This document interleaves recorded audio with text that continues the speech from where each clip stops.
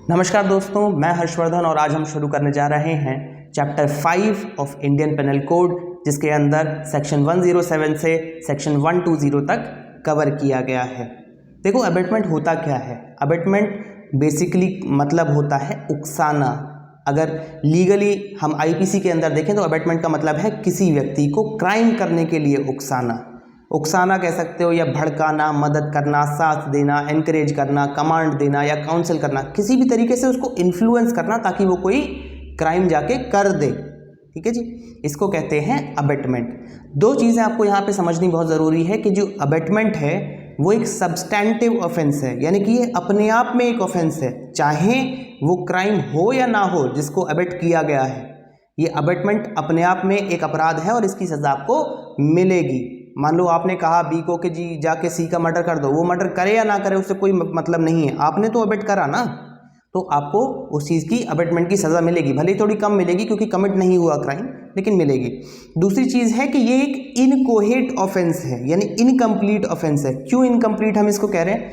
देखो, अब तक जितने भी हमने क्राइम्स के बारे में पढ़ा था, चाहे वो रेप हो, मर्डर हो, डेकॉटी हो या चोरी हो या कोई भी और चीज़ हो, उसमें दो चीज़ें होती थी। एक गलत नीयत होती थी, दूसरा गलत काम होता था।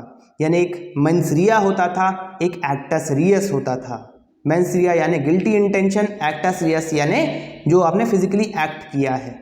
ठीक है जी, ये दो कंपोनेंट होने ज़रूरी थे, तभी एक क्राइम बनता था। यहाँ पे क्या है, यहाँ पे एक आदमी गलत नीयत से दूसरे आदमी को उकसा रहा है क्राइम करने के लिए, खुद नहीं जाके कर रहा है। तो यहाँ पे मेंस रिया है, एक्टस रियस नहीं है, इसकी वजह से इसको इनकम्प्लीट ऑफेंस कहते हैं।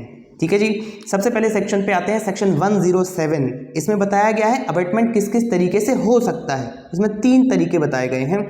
सबसे पहला है इंस्टिगेशन। इंस्टिगेशन मतलब उकसाना। ठीक है जी, यहाँ पे आपको एक ध्यान में रखनी है बात कि जो इंस्टिगेशन है वो एक्टिव इंस्टिगेशन होना चाहिए, पैसिव नहीं होना चाहिए। उदाहरण के रूप में आपको बताता हूँ, आप शाम को अपने दोस्त के साथ टीवी देख रहे हो, टीवी पे एक भ्रष्टाचार की न्यूज़ आ रही है, एक नेता ने बहुत बड़ा कोई घोटाला किया है और आप उसके सामने ये कहते हो कि यार ऐसे नेताओं को तो मर जाना चाहिए, इनको कोई हक नहीं है हमारा नेता बने रहने का, है ना। और आपका दोस्त अगले दिन उठ के उस नेता का मर्डर कर देता है, उसकी हत्या कर देता है। तो क्या आपने उसको उकसाया था करने के लिए मर्डर? आपने नहीं उकसाया था, आपने बस एक ओपिनियन दिया था। तो ये कोई एक्टिव इंस्टिगेशन नहीं था, इसलिए आप अबेटमेंट के दायरे में नहीं आते हो। लेकिन वहीं अगर आपके दोस्त की कोई बेइज्जती करके चला जाए और आप उसको उकसाने लगो कि भाई तेरी तो बहुत ज़्यादा बेइज्जती करके चला गया, तेरे को कुछ फीलिंग्स है या नहीं है, कुछ फील हो रहा है, तेरे को बुरा लग रहा है नहीं लग रहा है, मर्द की औलाद है कि नहीं है, जाके जवाब दे उसको, मार उसको। ये क्या है? ये इंस्टिगेशन है, एक्टिव इंस्टिगेशन। आपने उकसा दिया उसको पूरी तरीके से कि जा उसको मार, कोई क्राइम कर, है ना। तो इंस्टिगेशन एक्टिव होना चाहिए। दूसरा जो तरीका है वो है अबेटमेंट बाय कॉन्स्पिरेसी, यानी षड्यंत्र के द्वारा अबेटमेंट किया जा रहा है। क्या होता है, एक एग्जांपल आपको देता हूँ। एक नौकर है, कुछ चोरों के साथ मिली भगत करता है। वो कहता है कि रात को तुम आना, मैं घर के दरवाजे खुले रखूंगा, तुम चोरी करना चले जाना। तो इसमें एक चीज और आपको ध्यान रखनी है कि षड्यंत्र जब आप कर रहे हो तो वो अबेटमेंट बाय कॉन्स्पिरेसी तभी माना जाएगा जब उसमें कोई एक्ट किया जा रहा हो षड्यंत्र के बाद।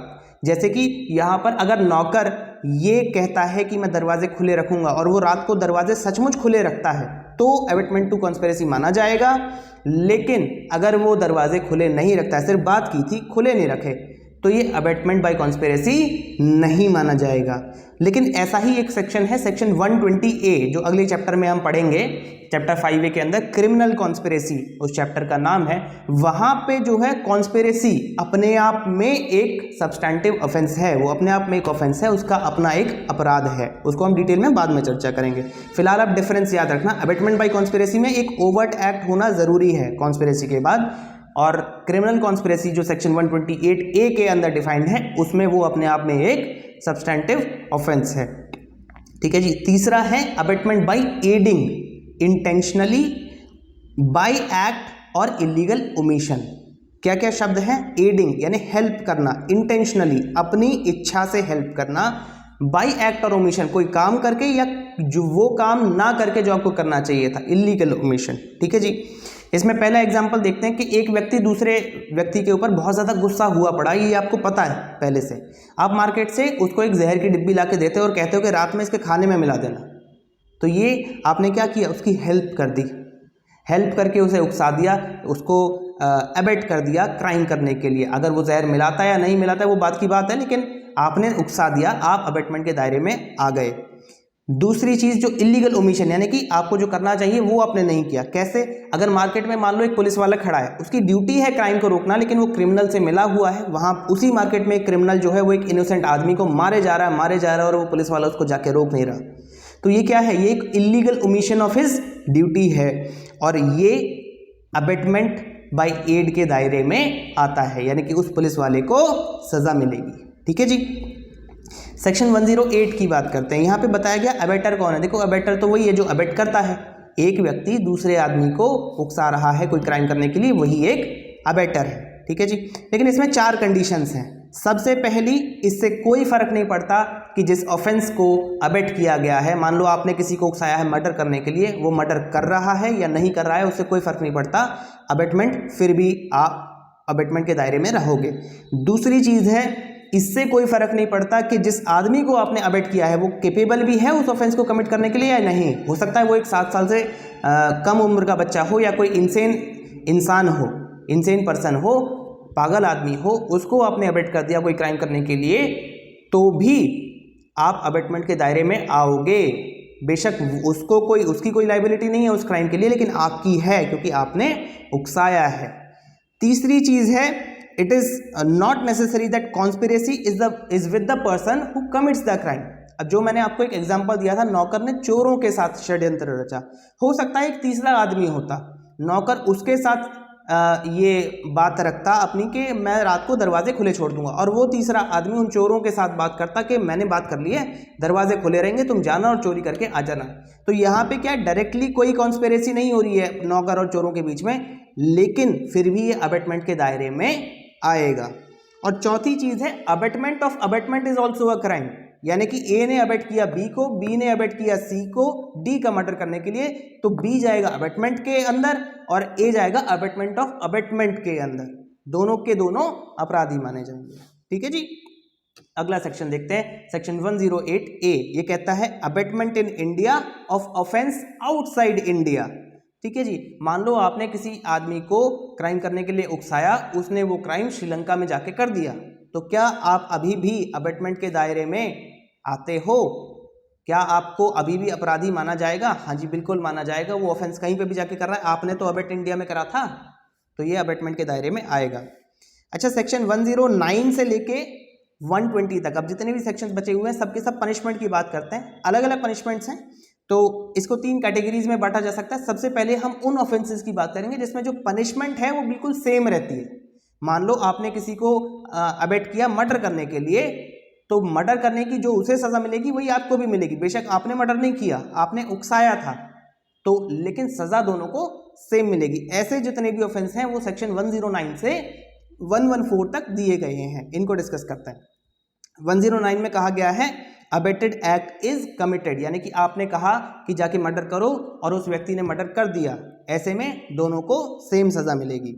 110 में 110 में देखते हैं, if intention of abetted person is different, मतलब कि चाहे उसकी इंटेंशन कुछ और हो, जिसको आपने उकसाया है क्राइम करने के लिए, फिर भी आपको सजा सेम मिलेगी अगर वो क्राइम कर देता है। जैसे कि मान लो आप एयरपोर्ट पे बैठे हो, एक सीट पे आप बैठे हो, आपके साइड में एक इंसान बैठा है, उसके साइड में एक लैपटॉप रखा है, लैपटॉप किसी और का है, ठीक है जी।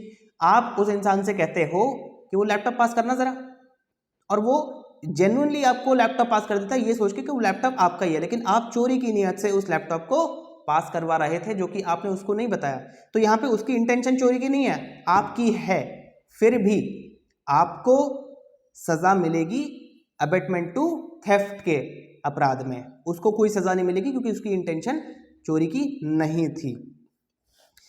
111 देखते हैं, सेक्शन 111 में कहा गया है when different act was done, यानी कि आपने कहा ए से बी का जाके मर्डर कर दो, उसने मर्डर कर दिया सी का, तो आपको सी के मर्डर का भी जो अपराध की सजा होगी वो आपको झेलनी होगी।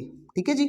सेक्शन 112 कहता है एक्स्ट्रा ऑफेंस देन एबेटेड अगर किया जाता है तो उसकी भी आपको सजा मिलेगी, अगर वो रीजनेबली आप फोर्स ही कर सकते हो। अगर आपको एक अंदाजा है कि हाँ मैं कह तो रहा हूँ ये करने के लिए, लेकिन थोड़ा बहुत ज्यादा ऊपर नीचे हो सकता है, ये क्राइम भी किया जा सकता है। जैसे कि एक पुलिस ऑफिसर को आपने रेजिस्ट करने को कहा गया, एक पुलिस ऑफिसर आया आपके दोस्त को अरेस्ट करने के लिए, आपने अपने दोस्त से कहा कि उसको रेजिस्ट करना, उसको अरेस्ट मत हो जाना उससे आराम से, लेकिन रेजिस्ट करने के चक्कर में उसने उसके साथ वायलेंस कर दिया, मारपीट कर दी, उसको हर्ट कर दिया, नुकसान पहुंचा दिया, है ना।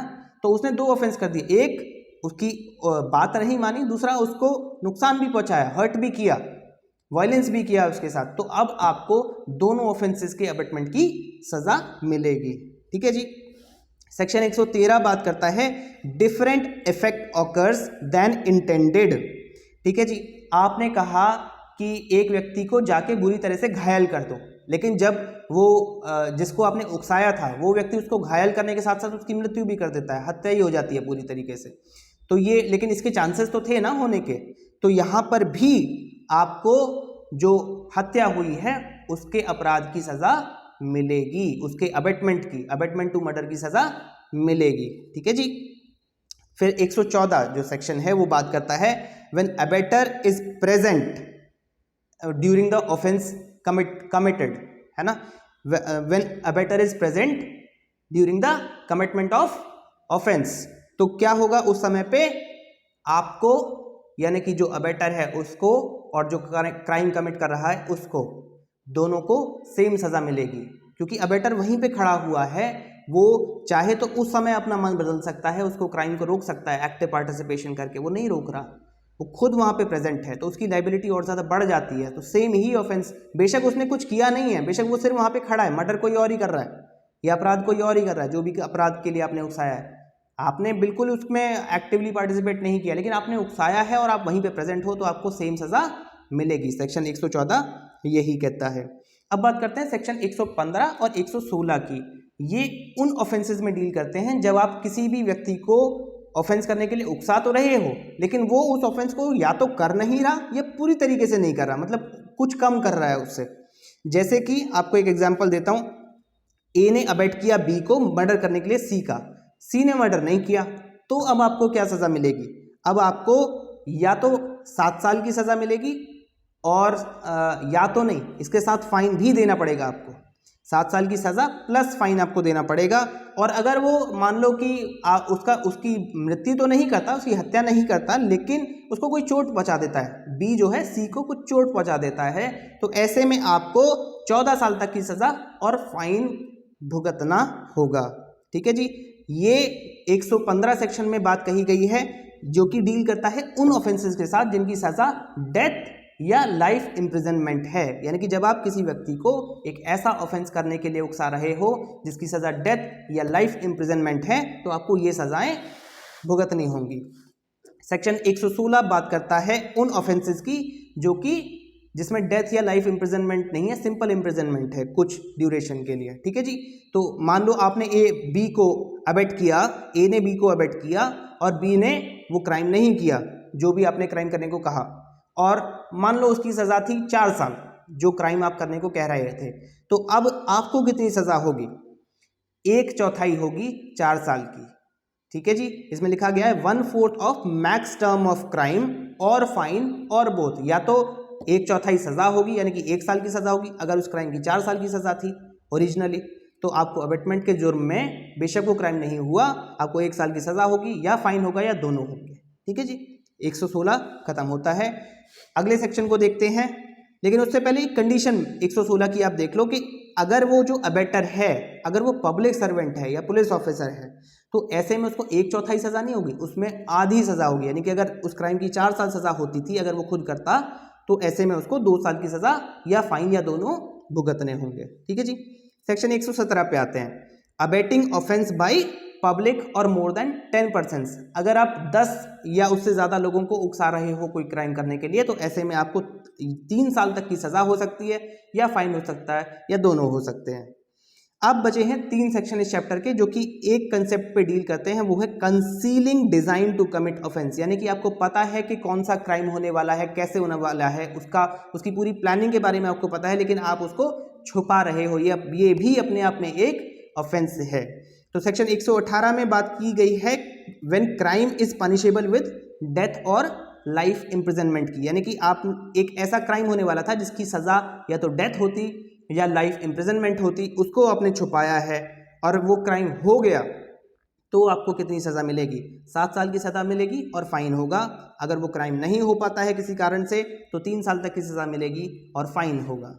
ठीक है जी। सेक्शन 119 की बात करते हैं। यहाँ पे है अगर अबेटर पब्लिक सर्वेंट है तो क्या होगा। अगर वो अबेटर पब्लिक सर्वेंट है और वो किसी ऐसे ऑफेंस को करने के लिए उकसा रहा है किसी व्यक्ति को जहाँ पर कि जो सज़ा मिलेगी वो डेथ या लाइफ इम्प्रिजनमेंट होगी, तो अबेटमेंट के जुर्म में उस पब्लिक सर्वेंट को 10 साल तक की सज़ा मिलेगी। यहाँ पे सज़ा थोड़ी ज़्यादा है क्योंकि पब्लिक सर्वेंट की जिम्मेदारी भी थोड़ी ज़्यादा होती है। ठीक है जी। और अगर वो किसी ऐसे ऑफेंस के लिए उकसा रहा है जिसकी सज़ा डेथ या लाइफ इम्प्रिजनमेंट नहीं है, सिंपल इम्प्रिजनमेंट है, और वो क्राइम कमिट हो जाता है, तो उस क्राइम की जितनी भी सज़ा होती है उसकी आधी सज़ा उसको पब्लिक सर्वेंट को मिलेगी अबेटमेंट के जुर्म में। और तीसरा केस है कि अगर वो क्राइम हो ही ना तो क्या होगा, तो 1/4 सज़ा मिलेगी उस क्राइम का जो भी मैक्सिमम टर्म हो सकता है उसकी, या फिर फाइन देना होगा या फिर दोनों देने होंगे। और इसका लास्ट सेक्शन है सेक्शन 120, जिसमें पब्लिक सर्वेंट से अलग जो भी लोग हैं उनकी बात की गई है। अगर क्राइम पनिशेबल है सिंपल इम्प्रिजनमेंट के साथ, यानी कि डेथ या लाइफ इम्प्रिजनमेंट नहीं है, उसमें अगर क्राइम हो जाता है तो 1/4 मैक्सिमम टर्म की सज़ा मिलेगी, और अगर क्राइम नहीं होता है तो 1/8 ऑफ द मैक्सिमम टर्म की सज़ा मिलेगी। इसी के साथ हमारा जो चैप्टर 5 है अबेटमेंट का वो पूरा होता है। बहुत बहुत धन्यवाद।